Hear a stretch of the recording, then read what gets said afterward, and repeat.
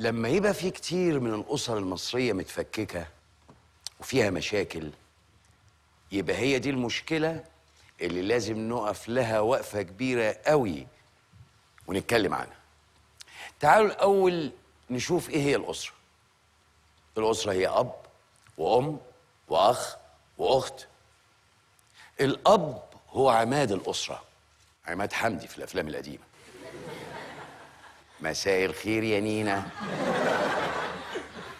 هيبة واحترام. هو اللي بيشرف على التربية وبيجيب الفلوس اللي يصرفها على العيلة. والأم هي اللي بتصرف الفلوس بتاعت الأب، لا بذكاء يعني بتدبر ميزانية البيت.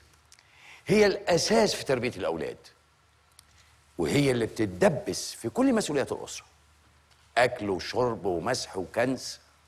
وفوق كده هي فردوس محمد البيت، هي الحنية والاحتواء والحضن للزوج والأولاد. الأولاد هم الأخ والأخت.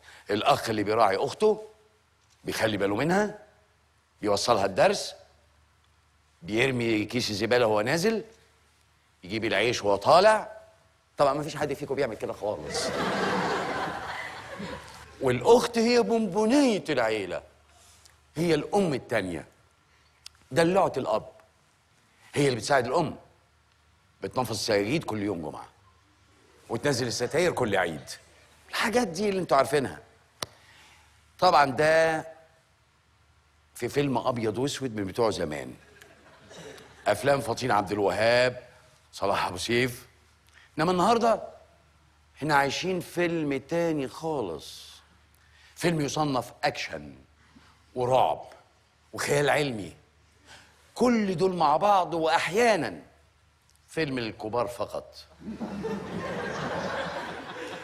طبيعة العنف اللي فيه والتجاوز الأخلاقي، ويقولوا عليه حرية إبداع. يعني يقدموا أسرة مصرية منحلة. الأب بيتعاطى مخدرات، الأم عاهرة، البنت اتخرجت من الجامعة ما لقيتش شغل، ضربت الحسنة ومسكت سيجارة، بقت عاهرة هي كمان.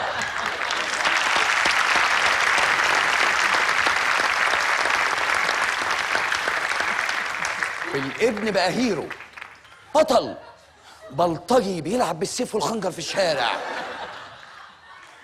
ولازم شوية ألفاظ مبتذلة وسباب عشان الأساتذة يبقى عندهم حرية إبداع. دي اسمها حرية قلة أدب.